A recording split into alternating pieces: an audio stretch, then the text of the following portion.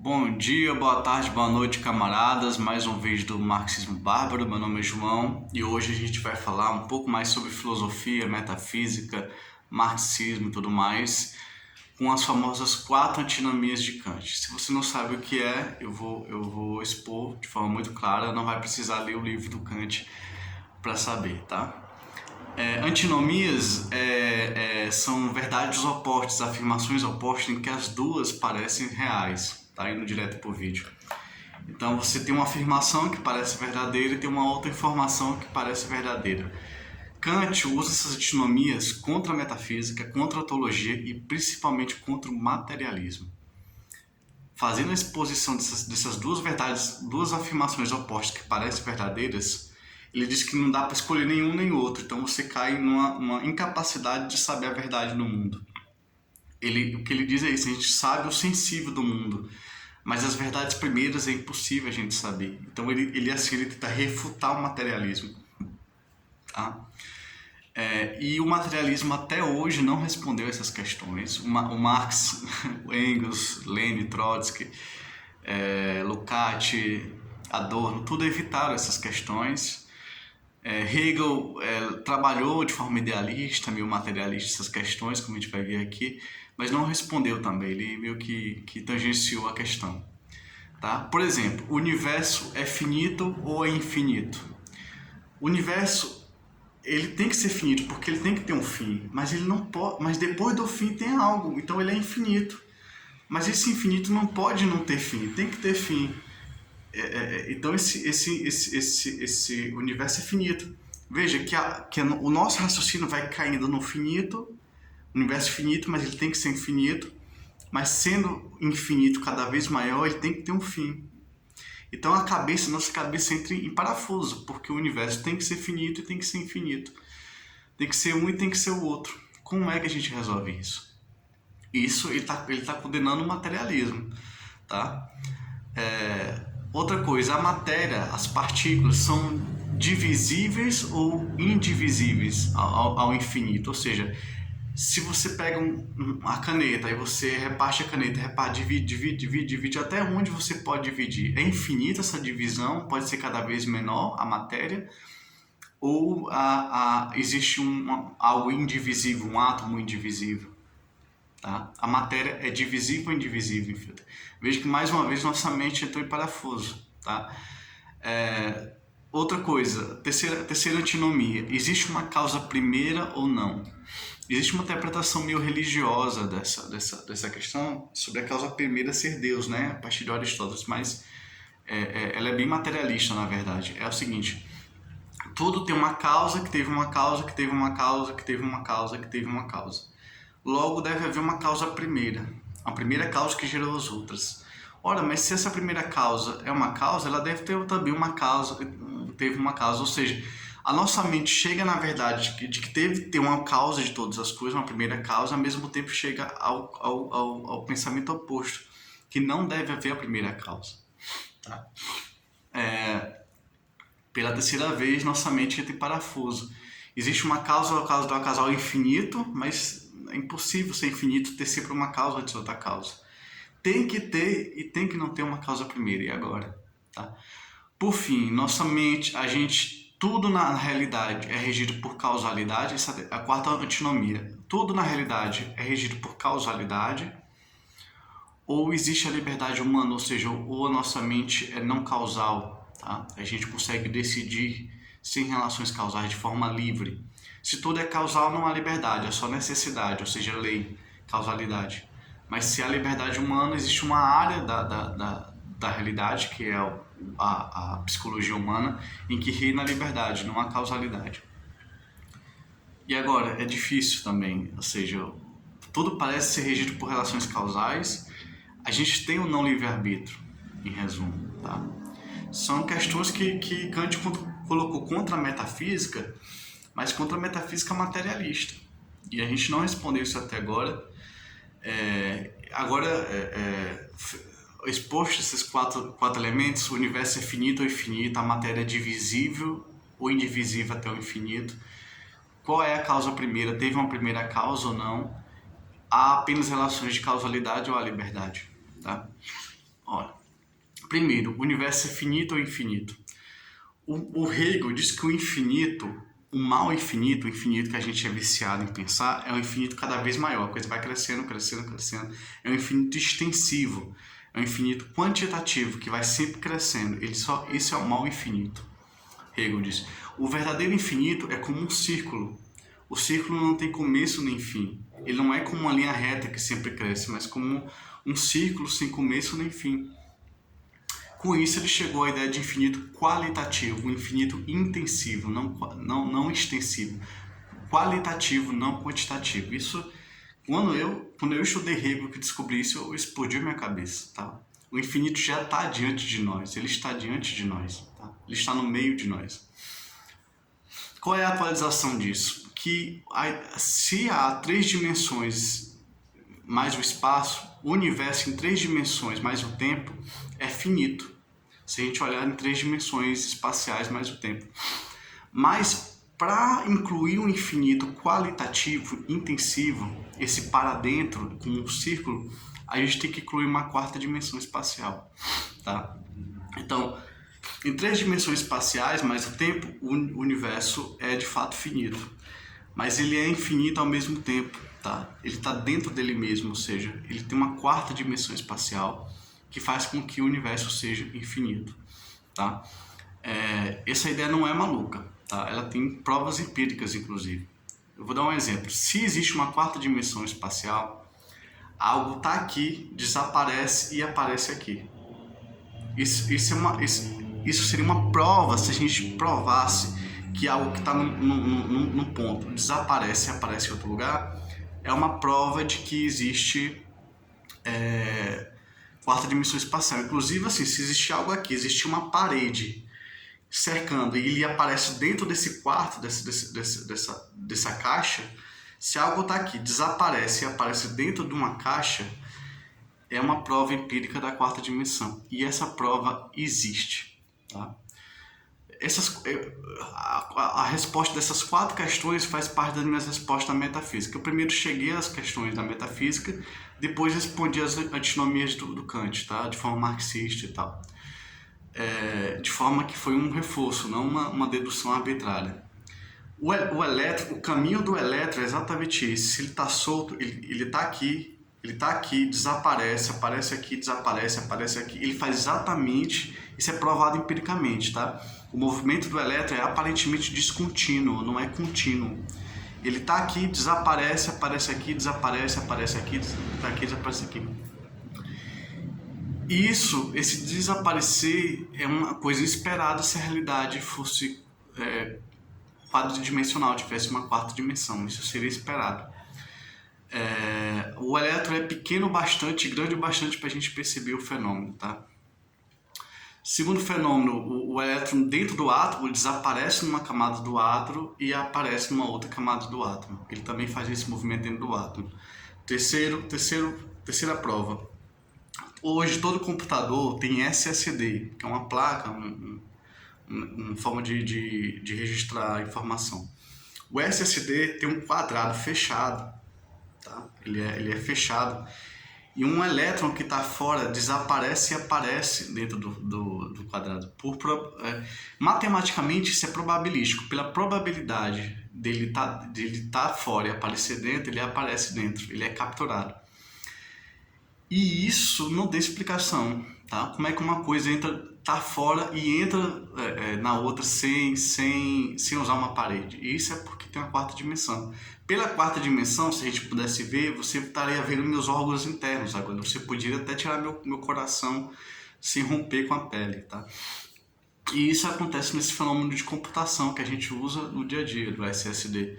A partícula salta a parede, vamos dizer assim, porque é uma 4ª dimensão. Então há provas empíricas de uma 4ª dimensão, tá? Fora outras questões que eu não vou entrar aqui em detalhe, até por receio de correr riscos. Tá? Então vamos lá. Segunda antinomia. A matéria é divisível ou indivisível ao infinito? Tem um átomo? Existe um átomo real, aquela coisa que é indivisível? O que eu cheguei é que espaço é igual a matéria. Tá? Então assim, se você tem... As partículas quânticas, nem todas as partículas quânticas são estáveis. elas duram milésimos de segundo, milésimos de segundo. Aí elas decaem em partículas mais estáveis, tá? Que duram mais tempo. Então a partícula pode ser reduzida, dividida, mas ela só tem tamanhos fixos, estáveis. Tá certo isso? Se a gente dividir a matéria até o seu limite, a matéria se dissolve em espaço, porque a matéria é espaço concentrado, tá? Então espaço e matéria são a mesma coisa. O espaço literalmente está condensado, concentrado na forma de matéria. Tá? Então, se você dividir a matéria tanto quanto for possível, essa matéria se dissolve em espaço. Resolvemos a segunda antinomia de Kant. A matéria é divisível ao infinito, não, ela é divisível em certos tamanhos, e no limite ela se torna o espaço, tá? Se dissolve em espaço, que é o mais simples. O verdadeiro átomo não é o menor, mas o maior. Eu vou repetir, o verdadeiro átomo não é o menor, mas o maior. O espaço universal é o átomo real. Tá? É o átomo real. Que é o indivisível, né? Pronto, resolvemos a segunda antinomia de Kant, tá? A matéria é divisível, indivisível, é infinito. A gente podia atualizar perguntando se o espaço é divisível, indivisível ou infinito. Eu acho que porque essa quarta dimensão não pode, mas o que Kant botou em questão foi a matéria, não o espaço, é divisível, indivisível, infinito. E é divisível ao ponto de se tornar linha de espaço, tá? Assim, se tornar parte do espaço. Isso tem provas empíricas, isso tem pistas também. Por exemplo, o espaço cresceu no universo e cresce ainda à medida que a matéria e a luz se dissolvem em espaço. Então, a causa da expansão do universo, a gente não sabe a causa, mas provavelmente é porque a matéria, a luz, o calor e tal se dissolve, com o esfriamento e tal, com o decaimento da matéria em luz e de luz em espaço, a luz e a matéria, ao perder o movimento, se dissolvem em espaço, tá? Porque espaço, matéria e luz são a mesma coisa, tá bom? Terceira antinomia, existe causa primeira ou não? Isso é uma pergunta muito importante. Gente, eu estou meio-dia em Teresina, durante o aquecimento global, então se eu soar aqui, não leve em conta, tá? Terceira questão, há causa primeira ou não há? Tá? Bom, essa é uma pergunta muito difícil e minha resposta vai ser bizarra, mas não necessariamente errada, tá? A verdade não precisa ser intuitiva. É muito provável, como eu disse, na dialética, duas verdades opostas são ambas corretas e ambas erradas, tá? Ambas são corretas, basta dizer isso na dialética. Duas verdades opostas, ambas são corretas. Duas afirmações opostas podem ser ambas corretas, mas ao mesmo tempo pode estar ambas nem corretas nem erradas. De modo que ambas podem estar também tanto correta quanto errada, quanto correta e errada, tá? Ambas podem estar ao mesmo tempo corretas e erradas. Existe um tipo de causalidade que é o acaso. O acaso é uma causa por acidente. Então, no início do universo, era como se houvesse um nada. Era o ser, era a realidade, mas ele era tão simples, tão puro, tão abstrato, que ele era como nada. E essa simplicidade, essa pureza, essa abstração fazia com que ele não tivesse leis, ele era puro caos. Tá? Então, o caos tem a lei de passar para a ordem. Tá? Então, o universo era como nada, se não era o nada, era como nada, e por ser como nada, era infinito, e por ser essa relação do nada com o infinito, que é uma relação caótica, gerou um acidente que foi o Big Bang, tá? Que gerou a partícula primordial, o átomo primordial, que depois se expandiu e formou nosso universo. Eu estou sendo muito direto porque não vai dar tempo entrar em detalhes, mas a única resposta lógica e ontológica correta é que no início ou existiu nada ou o universo era como nada, por falta de características, por ser muito abstrato.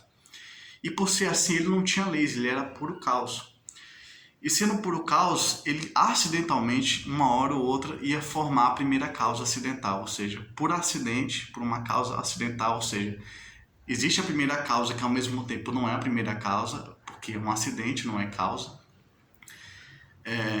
Deu-se um giro, vamos dizer assim, o infinito se tornou algo finito, que é o átomo primordial, primeiro aquela mistura de energia e massa que deu origem ao universo, tá? Que era um ponto menor do que um átomo, tá? Tudo estava comprimido menor do que o átomo.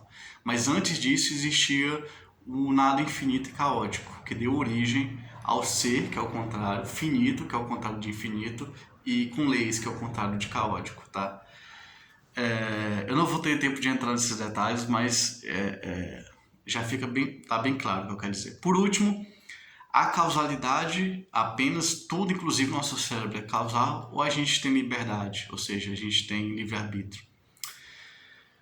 A gente pensa esse assunto como assim, existe a causalidade do mundo que afeta a minha cabeça e minha cabeça segue o mundo. Mas o cérebro, ele é produtivo, ele é um organismo produtivo, ou seja, ele segue leis causais também. Então existe a causalidade do mundo que nos influencia, a gente absorve a causalidade do mundo, mas nosso cérebro, ele é produtivo, ele pensa, simplesmente pensa. Então a causalidade do mundo entra em confronto e relação com a causalidade do meu cérebro.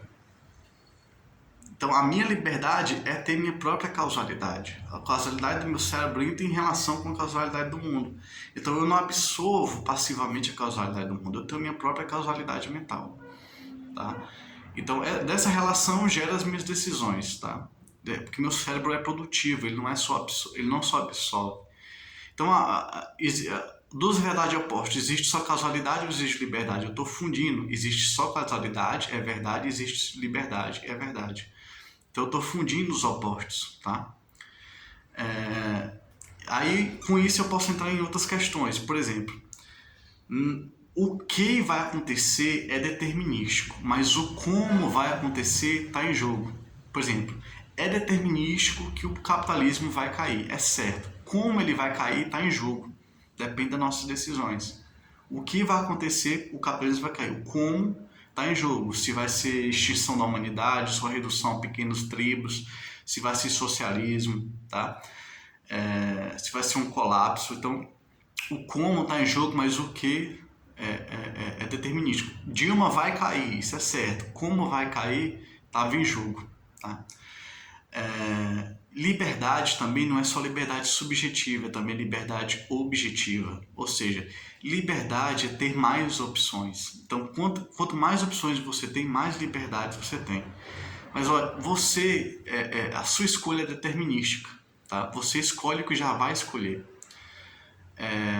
Mas você vai escolher entre as opções que a realidade te dá. Então, as opções são da própria realidade. A realidade é livre, porque ela te dá opções. Aí você já vai escolher a opção que vai escolher, porque você não escolhe o seu desejo.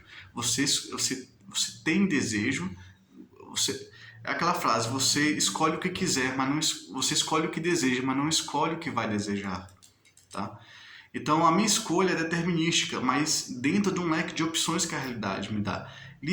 Mais liberdade é ter mais opções para escolher aquilo que eu já ia escolher, tá? Essa é a segunda questão sobre a liberdade.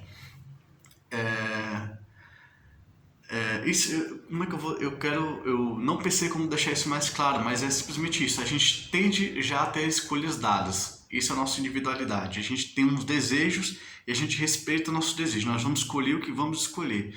Mas a gente vai escolher o que vamos escolher dentro de um leque de opções que a realidade nos dá, tá? Então, se a realidade dá mais leques de opções, a gente tem mais liberdade para escolher aquilo que a gente já ia escolher. É a liberdade de ter opções para descartar opções, tá? É ter liberdade de ter opções para descartar opções, tá?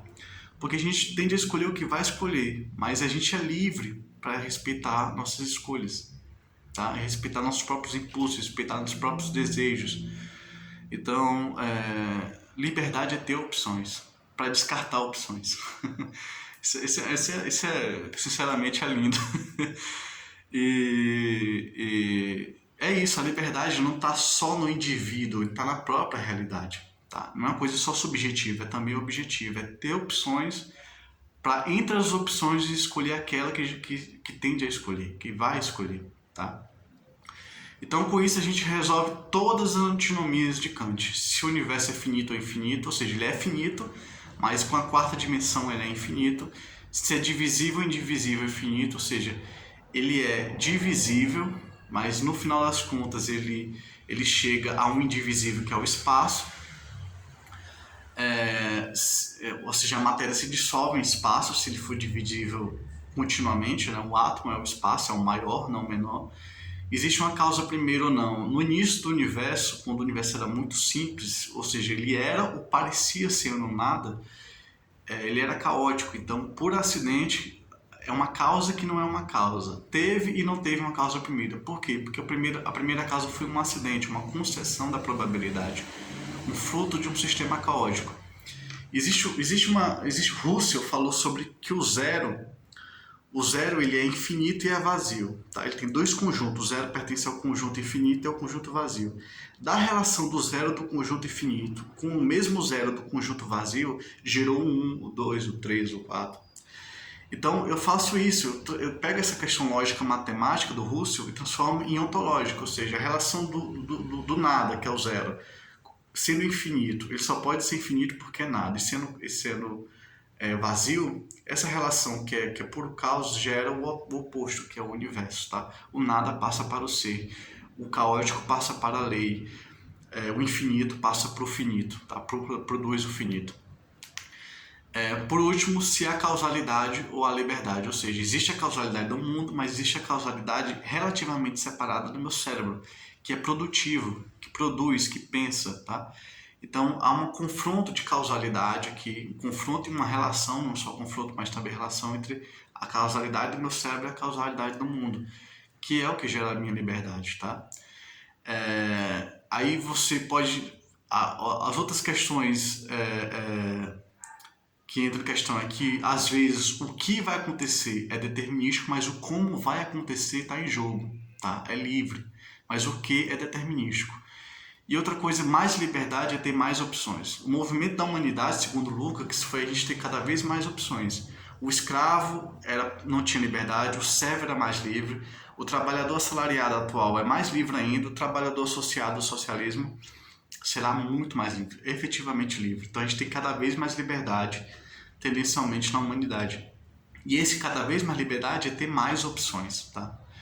E a gente... E tendo essas opções, a gente escolhe aquela opção que já vai escolher, tá? Então a liberdade, antes de ser subjetiva, ela é objetiva, são opções objetivas, e eu vou escolher o que eu já vou escolher, porque eu escolho o que eu desejo, mas eu não escolho o que vou desejar. Eu desejo o que eu desejo, eu não escolho desejar, eu simplesmente desejo, tá? Então, e isso me faz tomar aquela decisão que eu já ia tomar, e a minha sorte é ter opções, tá? A minha sorte é ter opções. Meu grau de liberdade é o grau de opções que eu tenho, inclusive para descartar todas em nome daquela que eu já ia escolher, tá? Entre as opções, tá? Porque pode ter apenas opções ruins e não ideais, mas entre aquelas ruins e não ideais, eu tenho uma opção que eu já ia escolher, tá bom? É isso, até o próximo vídeo, a gente se vê, e esse vídeo ficou maravilhoso. Até o próximo.